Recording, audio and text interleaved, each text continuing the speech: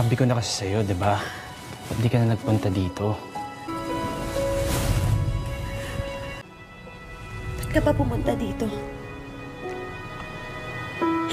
Para paulit-ulit na sabihin sa akin yan? Bakit di sila yung paalisin mo? Ba't hindi sila yung pigilan mo? Gusto niyo ako umalis? Alis na lang ako. Kasi ito...